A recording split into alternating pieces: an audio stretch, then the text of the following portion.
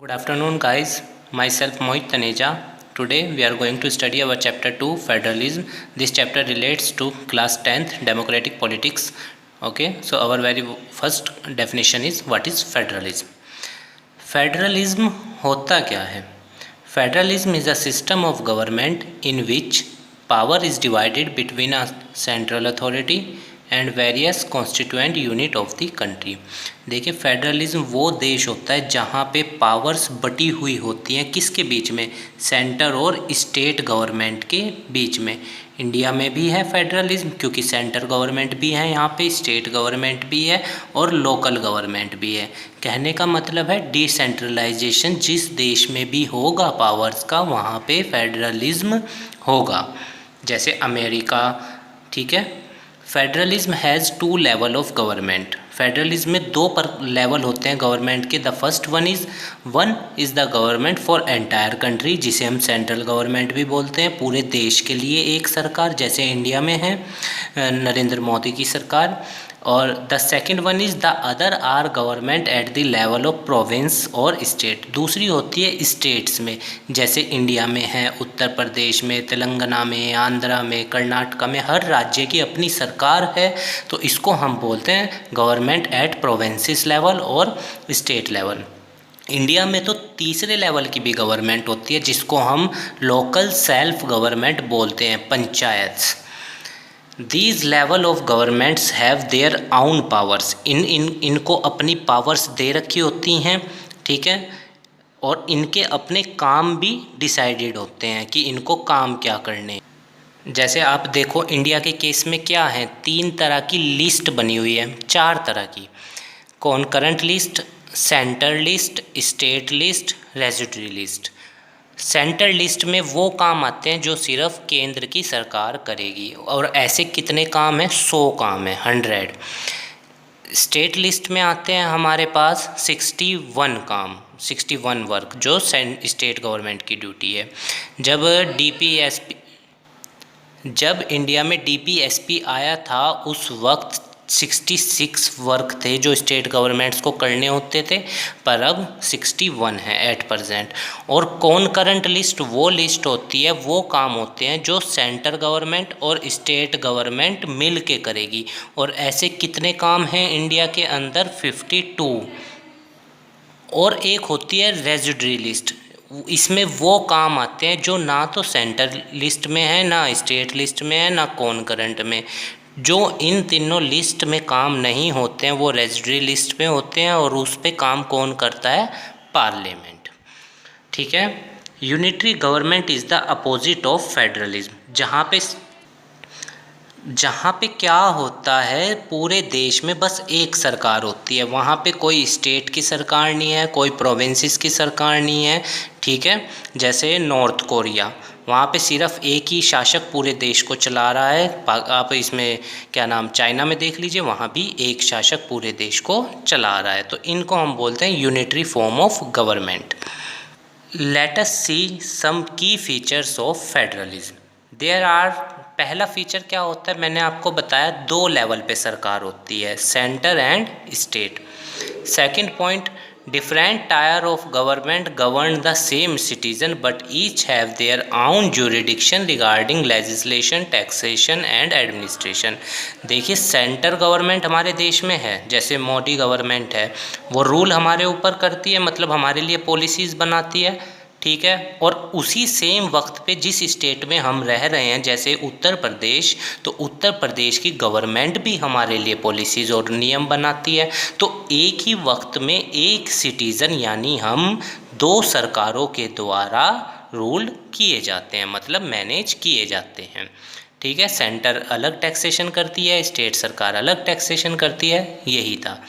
Third point, the existence and authority of each tyre of government is constitutionally guaranteed. जो भी centre government काम करेगी या जो भी स्टेट गवर्नमेंट काम करेगी, वो कॉन्स्टिट्यूशन के हिसाब से होंगे, भारतीय संविधान के हिसाब से होंगे। अगर आप भारत के संदर्भ में देखेंगे और अगर आप किसी और देश के संदर्भ में देखेंगे, तो वो उसी देश के संविधान के हिसाब से होंगे। The change in the fundamental provision of the government require the consent of both the level of the government। देखिए, जैसे भारतीय संविधान के अनुच्छेद आर्टिकल 368 में ये बताया गया है कि अगर फंडामेंटल राइट्स में कोई चेंज लाना है तो सेंटर यूनियन पार्लियामेंट से भी वो बिल पास होगा और उसके बाद half of the majority of the state will sign that bill. जब आधे से ज़्यादा राज्यों की उसको मंजूरी मिलेगी तभी फंडामेंटल राइट्स में चेंज आएगा। जैसे मान लो जब हमारा संविधान बना था उस टाइम हमारे पास 7 फंडामेंटल राइट्स थे, ठीक है, पर जो 7वां फंडामेंटल राइट था हमारा राइट टू प्रॉपर्टी, उसको 44th अमेंडमेंट एक्ट 1978 के तहत उसको हटा के फंडामेंटल राइट से हटा के उसको लीगल राइट डाल दिया था। तो जब उसको हटाया गया फंडामेंटल राइट से तो वो ऐसे ही नहीं हटा, यूनियन पार्लियामेंट ने permission the, half of the states की परमिशन लेनी पड़ी। तो प्रेजेंट में इंडिया में लोगों के पास 6 फंडामेंटल राइट्स हैं, आर्टिकल 14 से लेके article 30 of the Indian constitution. Article 32 में कॉन्स्टिट्यूशनल रेमेडीज़। आइए पढ़ते हैं। Court plays a key role of interpret the constitution and power of different level of government. The supreme court plays a role of an empire.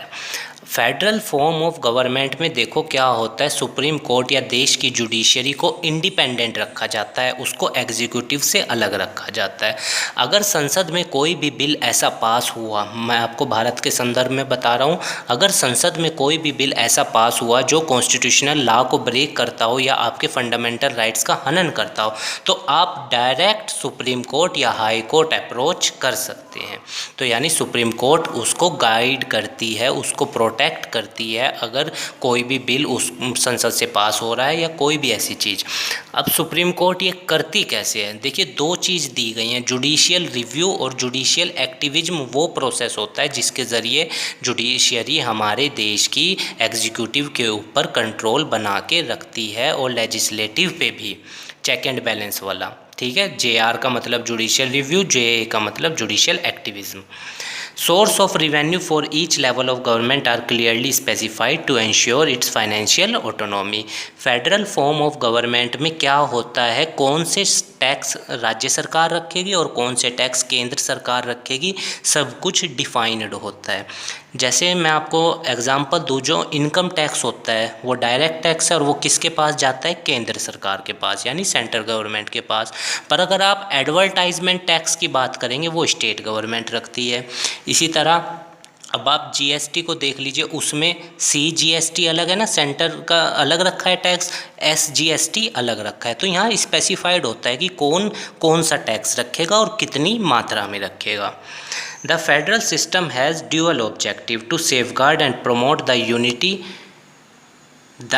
of the country while at the same time accommodate regional diversity। देखिए क्या होता है, federal form of government में mainly देश की एकता अखंडता को बचाया जाता है, उसको प्रोटेक्ट किया जाता है और रीजनल डाइवर्सिटीज़ उस वक्त एग्जिस्ट करती हैं। आप इंडिया के संदर्भ में भी देख लीजिए, तेलंगाना अलग है, आंध्रा अलग है, कर्नाटका अलग है, तमिलनाडु अलग कल्चर और लैंग्वेज है, पर हम सब मिल एक साथ हैं भारत की सॉवरेनिटी को बचाने के लिए। एन आइडियल फेडरल सिस्टम, जो अच्छा फेडरल सिस्टम होता है, has both aspect mutual trust and agreement to live together.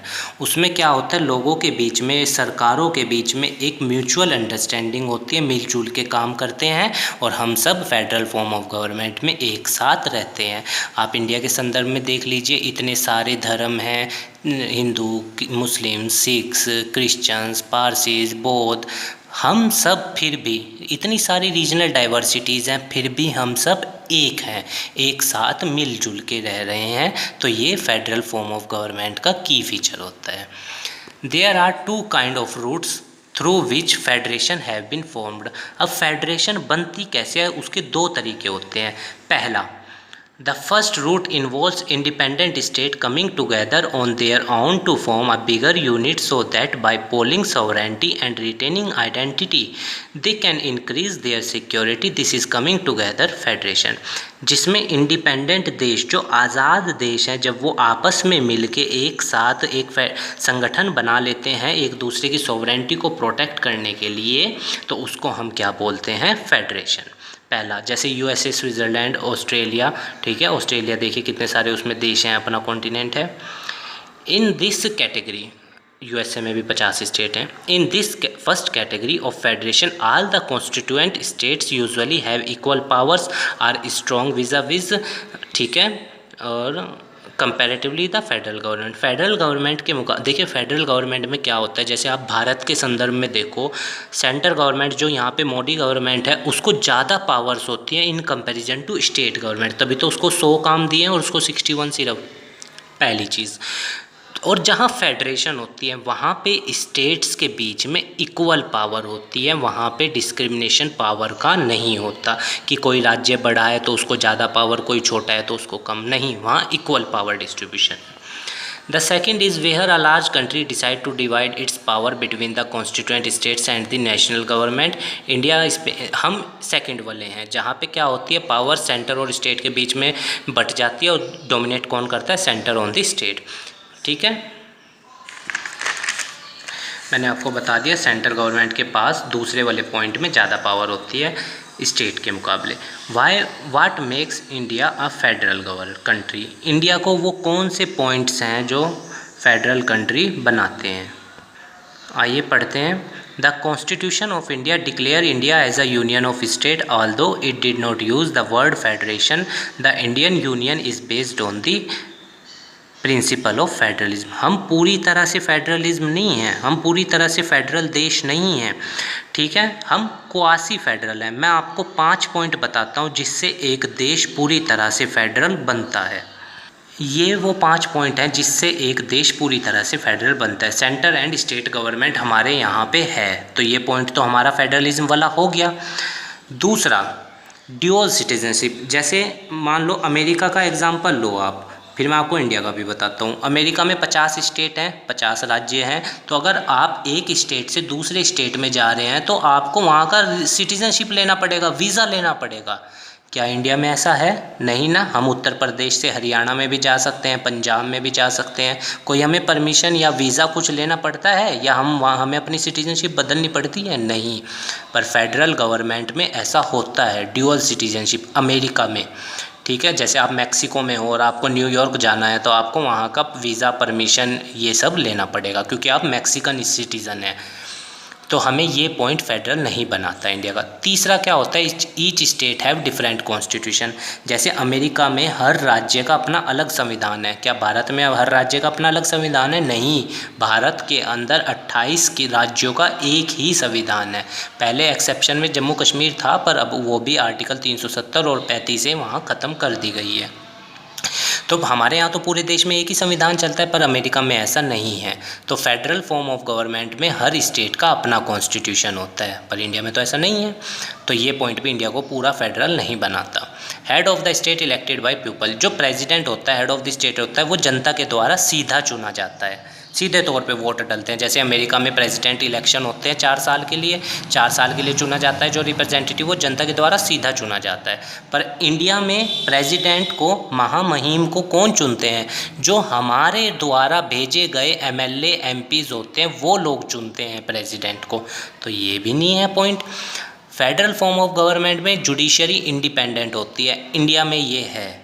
तो यानी सिर्फ पहला और 5वां पॉइंट ऐसा है जो इंडिया को फेडरल बनाता है, पर सेकंड, थर्ड, फोर्थ तो नहीं बनाते। तो इसीलिए हम इंडिया को क्वासी फेडरल कहते हैं कि हम आधे फेडरल हैं, आधे नहीं हैं। ये अब हम आगे देखते हैं। The constitution originally provide 2 tier of government, centre and state. India में ये है, मैंने आपको बताया। Later a third tier of federalism was added in the, पंचायतों के फॉर्म में और म्यूनसिपैलिटीज़ के फॉर्म में। हमारे यहाँ पंचायत के लिए कौन सा अमेंडमेंट किया गया था? 73वां संविधान संशोधन 1992। म्यूनसिपैलिटीज़ का 74वां संविधान संशोधन 1992, ठीक है। पहली पंचायत 2 अक्टूबर 1959 को नागौर के राजस्थान में बनी थी, बलवंत राय मेहता समिति की 3 टायर सिस्टम के बेस्ड पे। The Constitution clearly provides a threefold distribution of legislative powers between the union government and the state government. जो लॉ बनाने की पावर होती है वो सेंटर और स्टेट गवर्नमेंट के बीच में डिस्ट्रीब्यूट होती है। It have 3 type of list. Union list में 100 काम होते हैं, स्टेट लिस्ट में 61 ओरिजिनल जब ऐड हुए थे तब 66 थे, कॉन्करेंट लिस्ट में 52 हैं और रेजिडरी लिस्ट में वो काम आते हैं जो इन तीनों लिस्ट के अंदर नहीं हैं, उनमें पार्लियामेंट डोमिनेट करता है। Feature of Indian federalism, all state do not have equal power. Bharat के अंदर हर राज्य के पास इक्वल पावर्स नहीं है। जैसे आप उत्तर प्रदेश में देखेंगे यहाँ लेजिस्लेटिव सीटें भी ज़्यादा हैं, असेंबली की 403 है और एमपीज़ भी यहाँ पे ज़्यादा हैं, और वहीं और राज्यसभा की सीटें भी यहाँ पे ज़्यादा हैं। पर अगर आप वहीं नागालैंड से कंपेयर करेंगे तो कुछ भी नहीं है। अब आप कहेंगे छोटा स्टेट है नागालैंड और उत्तर प्रदेश बड़ा है, पर फेडरल गवर्नमेंट में पावर्स छोटे बड़े स्टेट में इक्वल डिस्ट्रीब्यूट होती हैं। The Parliament can not on its own change power sharing. These changes need the approval of both the houses of Parliament and 2/3 with at least 2/3 majority. अगर parliament को powers में changes लाना है, powers मान लो जैसे वो 66 काम जो थे 66 थे उनको 61 किया ना, तो जो वो 5 काम या तो सेंट्रल लिस्ट में डाले या कॉन्करेंट में, तो वो ऐसे ही नहीं डाले, वो यूनियन पार्लियामेंट से लॉ पास हुआ 2/3 मेजोरिटी। जो हमारे 552 टोटल हैं पर प्रेजेंट में 545 एमपीज़ हैं लोकसभा के, उन्होंने 2/3 मेजॉरिटी यानी 66% लोगों ने वोट डाला, फिर वहाँ से वो पास होकर राज्यसभा गया, राज्यसभा से पास होकर राष्ट्रपति महामहिम रामनाथ कोविंद जी के उस पर साइन हुए, फिर वो चेंज हुआ। जो भी राष्ट्रपति होता है देश का, याद रखना हमेशा उसके नाम के आगे महामहिम लगता है। जैसे इस वक्त हमारे राष्ट्रपति रामनाथ कोविंद है तो उनको नाम, उनका पूरा नाम क्या बोला जाएगा? महामहिम रामनाथ कोविंद। और कोई अपने व्यक्ति अपने नाम के आगे टाइटल नहीं लगा सकता, ये आर्टिकल 18 भारतीय संविधान का बोलता है।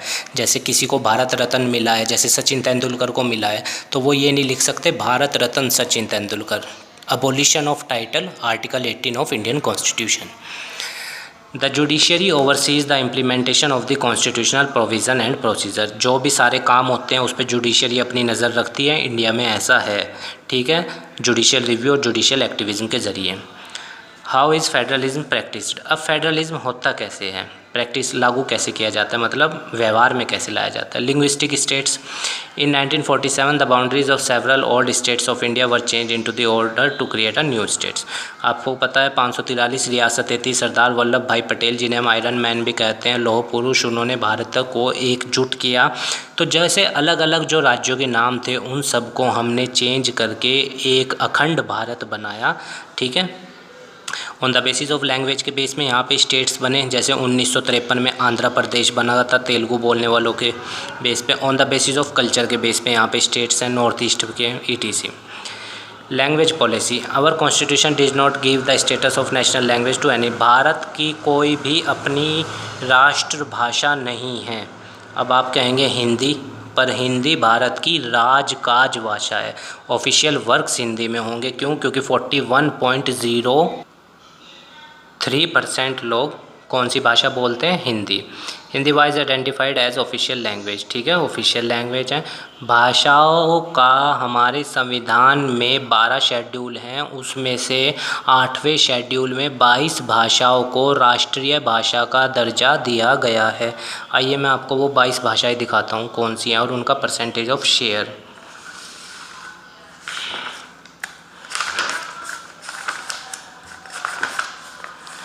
ये वो भाषाएं हैं आसामी, बंगाली, बोडो, डोगरी, गुजराती, हिंदी, कन्नड़, कश्मीरी, कोंकणी, मैथिली, मलयालम, मणिपुरी, मराठी, नेपाली, ओरिया, पंजाबी, संस्कृत, संथली, सिंधी, तमिल, तेलुगु, उर्दू। ये परसेंटेज ऑफ पीपल है जो लोग इंडिया में बोलते हैं। टोटल 1500 भाषाएं इंडिया में बोली जाती हैं डिस्टिंक्ट लैंग्वेज, और फिर उनको 114 उनमें मेजर हैं, और ये 114 मेनली 22 के अंदर आती हैं। 22 का सब ग्रुप है, 114, ठीक है। बिसाइड हिंदी, ठीक है, हिंदी से अलग मैंने आपको बताया 21 भाषाएं और हैं 8वें शेड्यूल में हमारे संविधान के। 22 टोटल भाषाएं हैं including Hindi. According to constitution the use of the English का उपयोग सिर्फ ऑफिशियल लैंग्वेज में होगा। इन 22 भाषाओं में इंग्लिश का जिक्र कहीं पर भी नहीं है, ठीक है। स्टेट हैव देयर आउन ऑफिशियल लैंग्वेज। मेनली हर राज्य की अपनी अलग अलग भाषाएं हैं जो वहाँ पे मेनली प्रचलित हैं, वो वहाँ पे बोली जाती हैं।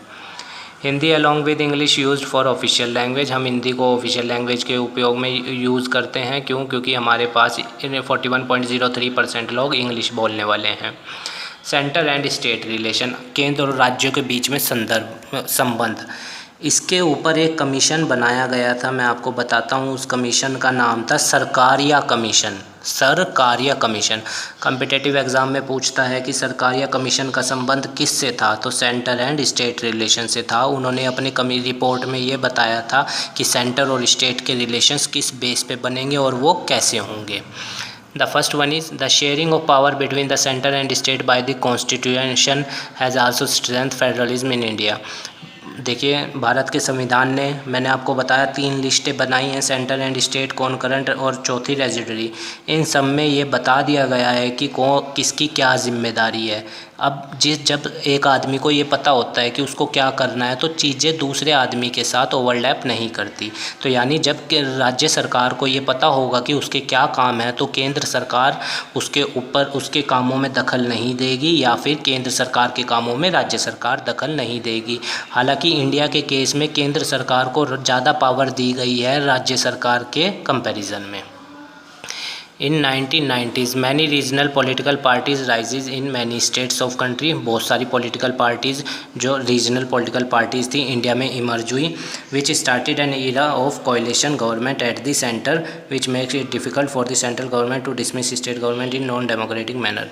देखिए क्या हुआ, जब मान लो छोटी छोटी पार्टियाँ उजागर होती हैं, उत्पन्न होती हैं, बनती हैं, जैसे इस वक्त political parties 1900 something Bharat registered हैं इलेक्शन कमीशन के पास।